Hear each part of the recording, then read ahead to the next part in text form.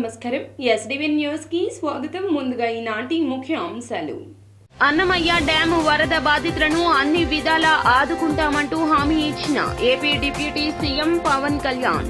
ఎన్టీఆర్ జిల్లాలో ఒకే రోజు 289 పంచాయతీల్లో నిర్వహించిన గ్రామ సభలు, అధికార యంత్రాంగం గ్రామీణుల ముంగిటకు తరలిరాగా హాజరైన పలువురు ప్రజాప్రతినిధులు. ఏపీలో అధికారంలోకి వస్తే నైపుణ్య గణన చేపడతామన్నది కూటమి ఇచ్చిన హామీల్లో ఒకటి. దీనిపై దృష్టి సారించిన మంత్రి నారా లోకేష్. ఏపీలో వైసీపీ బలోపేతంలో భాగంగా కీలక మార్పులు చేర్పులకు శ్రీకారం చుట్టిన పార్టీ అధినేత మాజీ CM YS Jagan.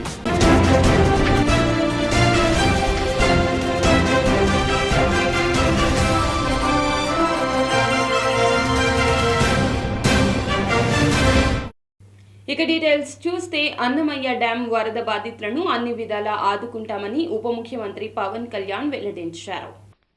AP deputy CM Pawan Kalyan Annamayya dam వరద బాధితులను పరామర్శించారు. 2021 నవంబర్ 19న అన్నమయ్య డ్యాం కొట్టుకుపోవడంతో ఊళ్లకు ఊళ్లే నామరూపాలు లేకుండా పోయాయి. నాడు పెద్ద ఎత్తున ప్రాణ నష్టం జరిగింది. ఈ నేపథ్యంలో AP deputy CM Pawan Kalyan Annamayya జిల్లాలో పర్యటించారు. రాజంపేటలో ఆయనకు జన సైనికుల నుంచి ఘన స్వాగతం లభించింది. అనంతరం ఆయన పులపుత్తూరు గ్రామానికి వెళ్లారు.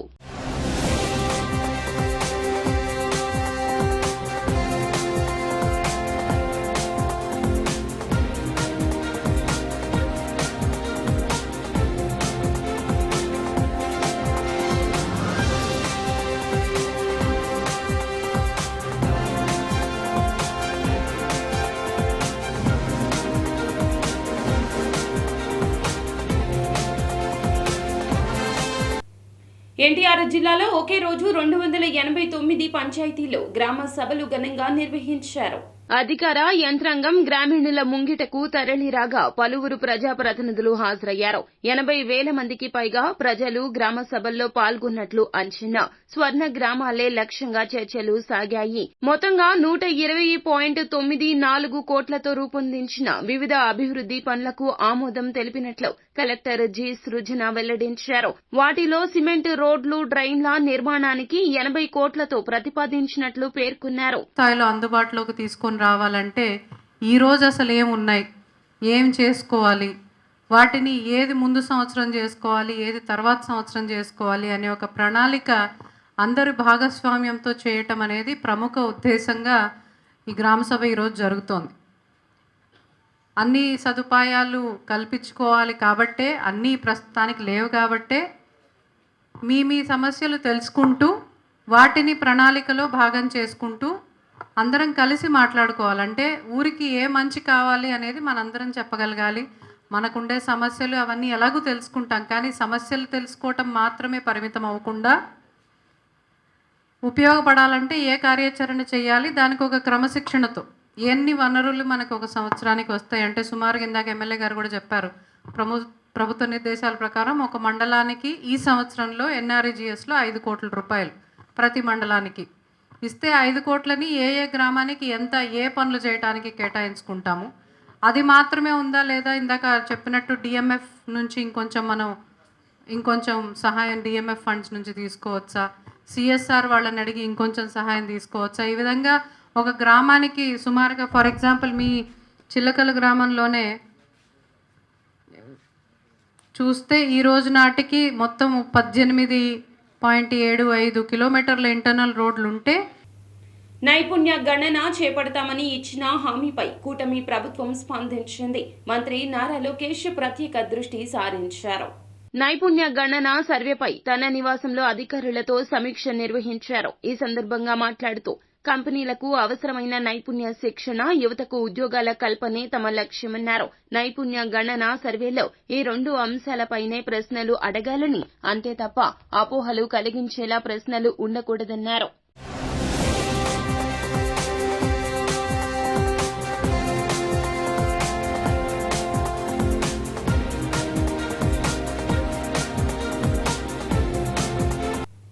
వైసీపీ బలోపేతంలో భాగంగా కీలక మార్పులు చేర్పులకు జగన్మోహన్ రెడ్డి శ్రీకారం చుట్టారు. మహిళా, రైతు, మైనార్టీ, న్యాయ, గ్రీవెన్స్ విభాగాల అధ్యక్షులుగా ఇప్పటి వరకు ఉన్న వరుదు కళ్యాణి, ఎంవీఎస్ నాగిరెడ్డి, ఖాదర్ బాషా, మనోహర్ రెడ్డి, నారాయణ మూర్తులను మళ్లీ కొనసాగించారు. ఇక ట్రేడ్ యూనియన్ అధ్యక్షుడిగా గౌతమ్ రెడ్డికే మళ్లీ బాధ్యతలు అప్పగించారు. రాష్ట్ర పంచాయతీరాజ్ విభాగం అధ్యక్షుడిగా వెన్నపూస రవీంద్రారెడ్డి, రాష్ట్ర మున్సిపల్ విభాగం అధ్యక్షుడిగా రేపాల శ్రీనివాస్, రాష్ట్ర వాలంటీర్ విభాగం అధ్యక్షుడిగా నారాయణ యాదవ్, రాష్ట్ర సాంస్కృతిక విభాగం అధ్యక్షురాలిగా వంగపండు ఉష, రాష్ట్ర ఐటీ విభాగం అధ్యక్షుడిగా పోనమరెడ్డి సునీల్ నియమితులయ్యారు.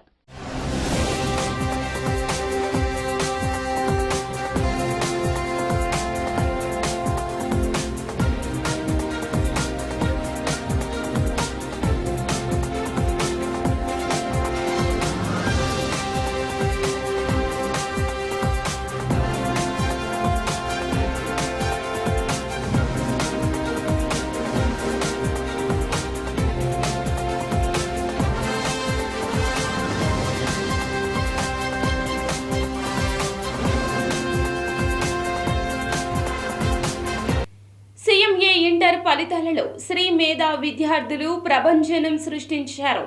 సీఎంఏ ఇంటర్ ఫలితాలలో అత్యుత్తమ ర్యాంకులను సాధించిన శ్రీ మేధా విద్యార్థులను సంస్థ చైర్మన్ అన్నా నందకిషోర్ అభినందించారు. ఈ సందర్భంగా ఆయన మాట్లాడుతూ శ్రీ మేధా విద్యార్థులు సాధించిన ఫలితాలను సంస్థ చైర్మన్ వివరించారు. సీఎంఏ ఇంటర్ విభాగంలో షేక్ ఇర్ఫాన్ జాతీయ స్థాయిలో 19వ ర్యాంకు, అన్నా ధీరజ్ 27 వరకు సాధించారని ఆయన వెల్లడించారు. వీరితో పాటుగా డి లక్ష్మీ నరసింహ, ఎన్ స్తుతి హర్షిత, పి రూప, శ్రీ పి వరలక్ష్మి టాప్ మార్కులు సాధించినట్లు వెల్లడించారు. ఇంటర్మీడియట్ నుండి సీఏ, సీఎంఏ కోర్సుల్లో అనుభవజ్ఞులైన అధ్యాపకులచే క్రమశిక్షణతో కూడిన కోచింగ్ అందించడం వల్లే ఇంతటి విజయం సాధించగలిగినట్లు నందకిషోర్ వెల్లడించారు. 2 ఆల్ ఇండియా టాప్ ర్యాంకులతో పాటు అత్యధిక పాస్ పర్సంటేజ్ ను సాధించడం ఉంది. సీఎంఏ ఇంటర్ విభాగంలో షేక్ ఇర్ఫాన్ 800 మార్క్స్ గాను 557 మార్క్స్ తో ఆల్ ఇండియా 19th ర్యాంక్, ఏ ధీరజ్ 800 మార్క్స్ గాను 543 మార్క్స్ తో ఆల్ ఇండియా 27th ర్యాంక్ ను సాధించడమైనది. అండ్ అదేవిధంగా వీరితో పాటు D Lakshmi Narasimha 460 marks, N Stuti Harshitha 448 marks, T Roopasri 439 marks, T Varalakshmi 436 వంటి టాప్ మార్కులను శ్రీమేధ విద్యార్థులు సాధించడమైనది. ఈ విద్యార్థులందరూ శ్రీమేధలో ఇంటర్మీడియట్ ఎంఈసీతో పాటు డబుల్ బెనిఫిట్ ప్రోగ్రామ్ ద్వారా CA foundation and CMA foundation ఇంటర్మీడియట్తో పాటు కంప్లీట్ చేసి CA inter and CMA inter పరీక్షను కూడా రాయటం జరిగింది. అండ్ నేడు విడుదల చేసిన సిఎంఏ ఇంటర్ ఫలితాలలో ఆల్ ఇండియా ర్యాంకులు అండ్ టాప్ మార్కులను సాధించడమైనది. సిఎంఏ ఇన్స్టిట్యూషన్ వారు సిఎంఏ ఇంటర్ కంప్లీట్ అయిన విద్యార్థులకు 15 months ఆర్టికల్షిప్ ట్రైనింగ్ కూడా ప్రొవైడ్ చేస్తున్నారు. అండ్ అదేవిధంగా ఈ విద్యార్థులందరూ కూడా ఆ ఇంటర్న్షిప్ జాయిన్ అయ్యి మంత్లీ 25,000 స్టైఫండ్ దాకా కూడా పొందవచ్చు. భవిష్యత్తులో వీళ్ళందరూ కూడా మంచి కామర్స్ ప్రొఫెషనల్స్గా సెటిల్ అవ్వాలని ఆశిస్తున్నాను. అండ్ అదేవిధంగా ఇంత మంచి ఫలితాలు రావడానికి శ్రీమేధ అధ్యాపక బృందము అండ్ అదేవిధంగా అధ్యాపకేతర బృందం ఎంతగానో వీరికి సహకరించడమైనది. అండ్ అదేవిధంగా ఈ విద్యార్థులందరికీ కూడా మా అకాడమిక్ ప్రోగ్రామ్కి తగ్గట్టుగా వారి పేరెంట్స్ కూడా ఎంతో మాకు సహకరించి రివిజన్ ఎగ్జామ్స్ అన్ని రాయించి ఈ ఫలితాలను సాధించడం జరిగింది. సో శ్రీమేధ విద్యా సంస్థలు గత 19 సంవత్సరాలుగా సిఏ కోర్సులో అనేక మంది విద్యార్థులను ర్యాంకర్స్ గాను అండ్ అదేవిధంగా కామర్స్ ప్రొఫెషనల్స్గా తీర్చిదిద్దుతున్నాము. తప్పుడు ప్రచారాలు చేయడం జగన్మోహన్ రెడ్డికి అలవాటేనని మంత్రి అనిత వెల్లడించారు. అచ్యుతాపురం సెజ్ ఫార్మా కంపెనీ ప్రమాద బాధితులను వైసీపీ అధ్యక్షులు జగన్ పరామర్శించిన సంగతి తెలిసిందే. ఈ సందర్భంగా జగన్మోహన్ రెడ్డి రాష్ట్ర ప్రభుత్వంపై చేసినటువంటి ఆరోపణలను తీవ్రంగా తప్పుబట్టారు హోంమంత్రి అనిత. జగన్ వాస్తవాలు తెలుసుకుని మాట్లాడాలంటూ హితవు పలికారు. ఫార్మా ఘటన పట్ల ప్రభుత్వం నిర్లక్ష్యంగా వ్యవహరిస్తోందని, గతంలో ఎల్జీ పాలిమర్స్ ఘటన జరిగితే తాను వెంటనే కోటి పరిహారం అందేలా చేశానన్నారు. ఇప్పుడు అచ్యుతాపురం బాధితులకు పరిహారం ఇవ్వకపోతే తాను వచ్చి ధర్నా చేస్తా అంటూ హెచ్చరించారు. ఈ వ్యాఖ్యలకు హోంమంత్రి అనిత బదులిచ్చారు. తీవ్రంగా గాయపడిన వాళ్ళకి 50 లక్షల రూపాయలు, స్వల్పంగా గాయపడిన వాళ్ళకి 25 లక్షల రూపాయలు నిన్న అనౌన్స్ చేశారు. 24 గంటలు కాకముందే వాళ్ళందరికీ కూడా అకౌంట్స్లో క్రెడిట్ అయినాయి. ఈరోజు చెక్స్ తీసుకొచ్చి మేము ఇచ్చి మళ్ళీ వాళ్ళ బ్యాంకుల చుట్టూ తిరిగే పరిస్థితి కూడా లేదు. కేవలం చెక్లు కాకుండా డైరెక్ట్గా అకౌంట్లకే మేళాలనే కాన్సెప్ట్లోనే ఎప్పుడైతే ఇన్సిడెంట్ జరిగిందో ఇమీడియట్గా కలెక్టర్ గారు కానీ ఎస్పీ గారు కానీ ఆ తర్వాత నేను కానీ మేమందరం కూడా స్పాట్లోకి వెళ్ళి రాత్రి అంతా కూడా నిన్న ఈవినింగ్ వరకు కూడా అదే స్పాట్లో మేము ఉండి సహాయ చర్యలు సహాయక చర్యలు చేయడంతో పాటు వాళ్ళకి ఏదైతే కాంపన్సేషన్స్ ఉన్నాయో అవన్నీ కూడా ఇన్ టైంలో అందరికీ కూడా ఇవ్వడం జరిగింది. కృష్ణా నదిలో ప్రకాశం బ్యారేజీ వద్ద వరద ప్రవాహం పెరిగినప్పటికీ నిలకడగా ఉంది. ఎగువ నుంచి 38,742 క్యూసెక్ల వరద రాగా 30 గేట్లను ఒక అడుగు మేర ఎత్తారు. సముద్రంలోకి 21,900 క్యూసెక్లు విడుదల చేశారు. ఉదయం 6 గంటల నుండి సాయంత్రం 6 గంటల వరకు ఇదే పరిస్థితి నెలకొంది. వర్షాల దృష్ట్యా పంట కాలువలకు కాస్త నీటిని తగ్గించి 16,842 క్యూసెక్లు ఇస్తున్నారు.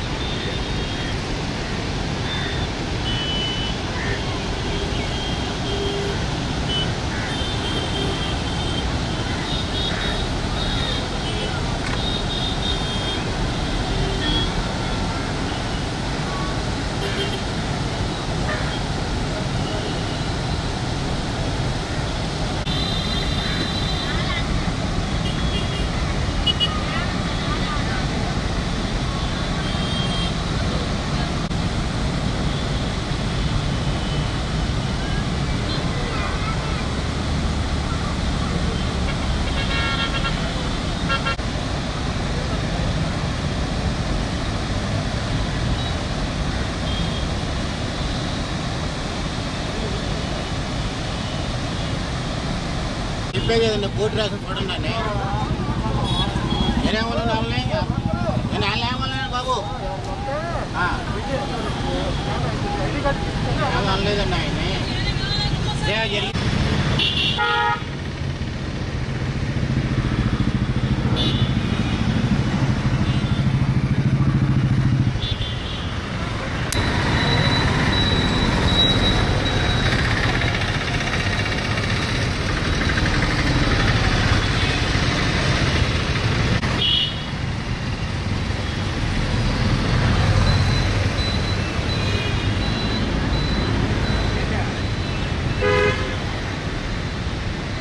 రిపబ్లికన్ పార్టీ ఆఫ్ ఇండియా జాతీయ కార్యదర్శి పేరం నాగేశ్వరరావు ప్రెస్ క్లబ్లో ప్రెస్ మీట్ నిర్వహించారు.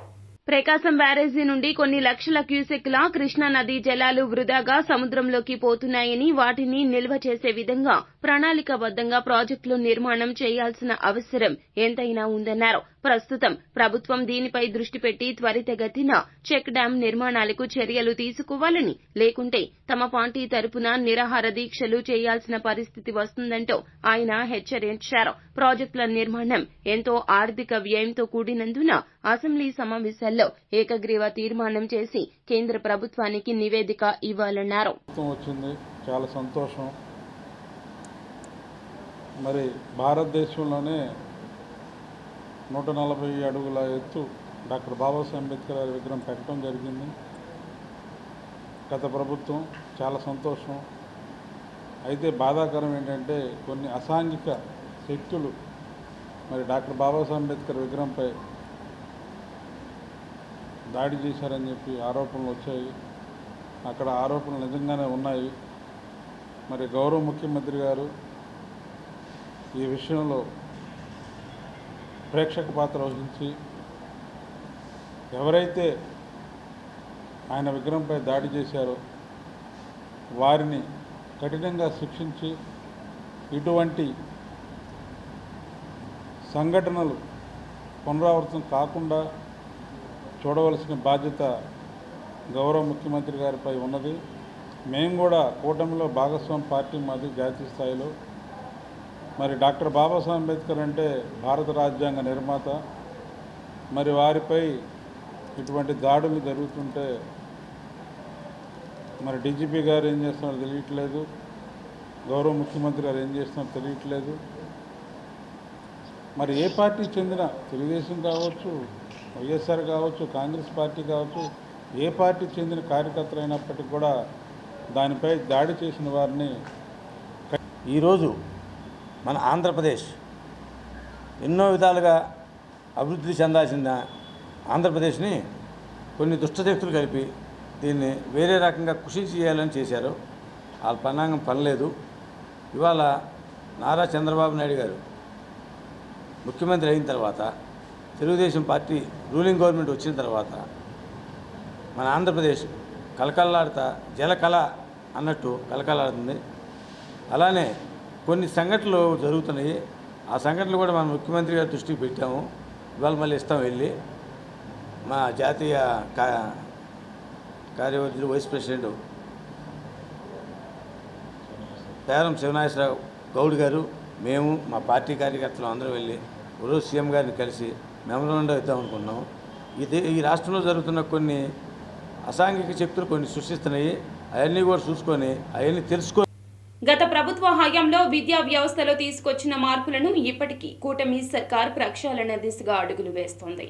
ప్రస్తుతం ఉన్నత విద్యాశాఖ పరిధిలో 20 యూనివర్సిటీలు ఉండగా వీటికి వేర్వేరు చట్టాలు ఉన్నాయి. వీటిని అన్నింటినీ కలిపి ఒకే చట్టంగా మార్చేందుకు చట్ట సవరణ చేసే బాధ్యతను ఉన్నత విద్యా మండలికి అప్పగించింది చంద్రబాబు ప్రభుత్వం.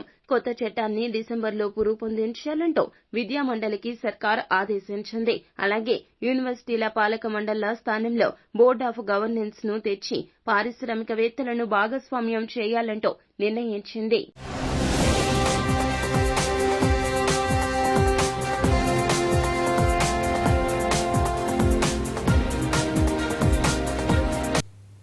ఇంద్రకీలాద్రిపై కొలువైన కనకదుర్గమ్మ వారిని బీజేపీ రాష్ట్ర అధ్యక్షురాలు దగ్గుపాటి పురంధరేశ్వరి కుటుంబ సభ్యులతో కలిసి దర్శించుకున్నారు.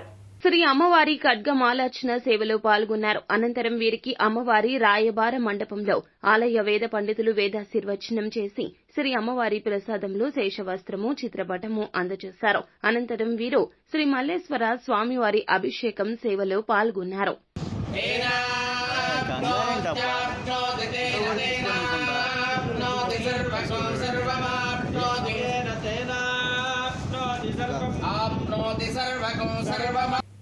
ఇంద్రకీలాద్రిపై కొలువైన కనకదుర్గమ్మ వారి ఆలయానికి విచ్చేసి అమ్మవారి ఖడ్గమాలార్చన సేవలో పాల్గొన్నారు.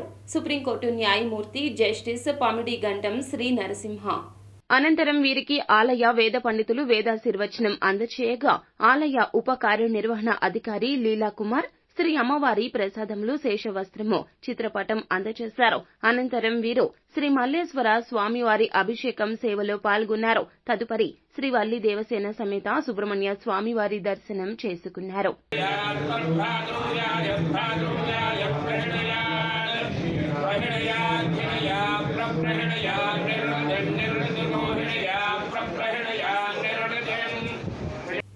ఏపీలో కూటమి ప్రభుత్వం అధికారంలోకి వచ్చాక పలు ప్రభుత్వ పథకాల పేర్లను మారుస్తోంది.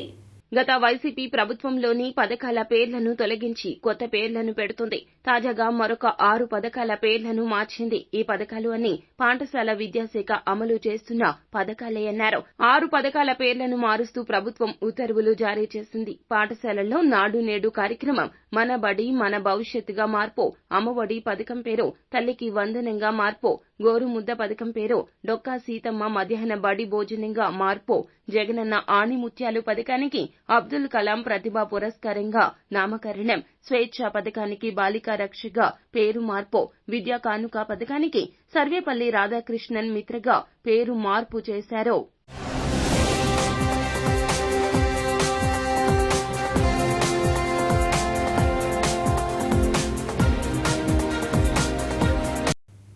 అంతరిక్ష దినోత్సవాన్ని పురస్కరించుకుని బిషప్ అజరయ్య పాఠశాలలో విద్యార్థులకు క్విజ్ 14 నిర్వహించారు. పలు పాఠశాలలకు చెందిన విద్యార్థులు ఈ పోటీల్లో పాల్గొని తమ ప్రదర్శనను కనబరిచారు. వారు తయారు చేసిన నమూనాలను ప్రదర్శించారు. హుసేను జిల్లా సైన్స్ అధికారి ఎన్టీఆర్ జిల్లా అండి. ఈరోజు నేషనల్ స్పేస్ డే ప్రోగ్రామ్ను ఈ బిషప్ అజరయ్య హై స్కూల్లో జరుగుతుంది. ఇది మనకు రాష్ట్ర స్థాయిలో ఇచ్చిన అధికారుల ఆదేశాల మేరకు జిల్లా విద్యాశాఖ అధికారి శ్రీ యువి సుబ్బారావు గారు ఆదేశాలు, అలాగే ఏపీసీ గారి ఆదేశాల మేరకు జిల్లా వ్యాప్తంగా కూడా విద్యార్థులందరి నుంచి అన్ని పాఠశాలల నుంచి పోస్టర్ కాంపిటీషన్ ఇన్వైట్ చేశాము. ఇప్పుడు రకరకాల పిల్లలు పోస్టర్ తీసుకొచ్చారు. ఈ కాంపిటీషన్లో విజేతలుగా నిలిచినటువంటి మొదటి 10 మందికి కూడా ఈరోజు డిఓ గారి చేతుల మీదుగా బహుమతి ప్రదానోత్సవం జరుగుతూ ఉంది.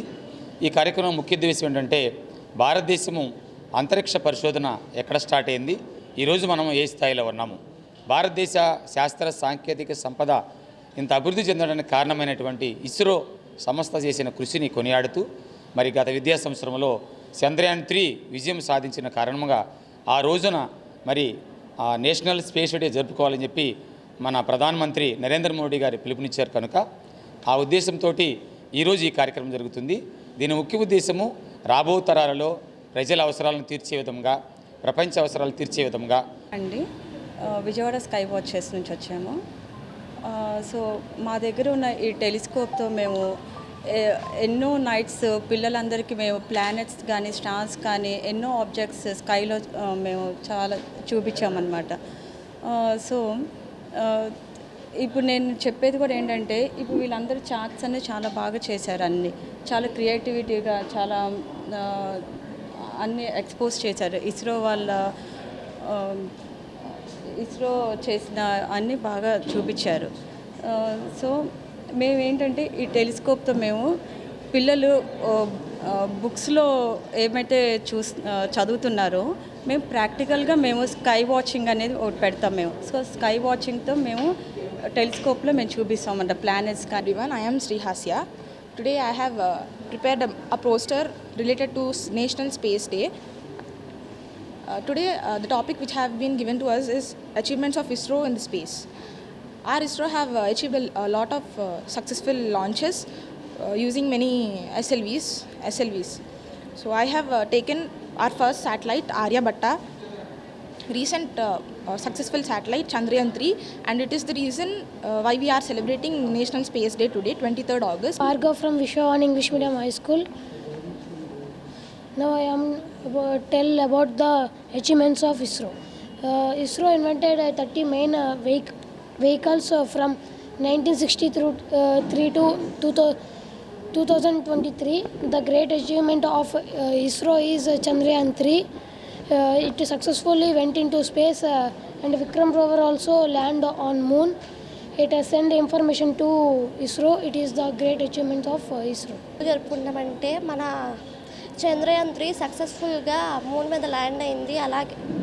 అలాగే ఎన్నో విజయాలను సాధించింది ఇస్రో ఎన్నో ఘనతలను సాధించి ఇండియాకి ఎంతో మంచి పేరు తీసుకొస్తుంది.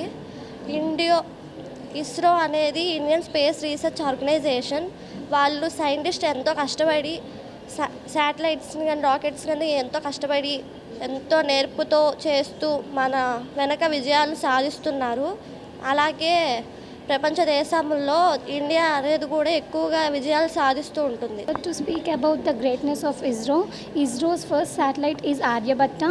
It is launched on 19th April 1975 and it has launched many successful missions like Chandrayaan 1, 2, 3 and also Aryabhatta.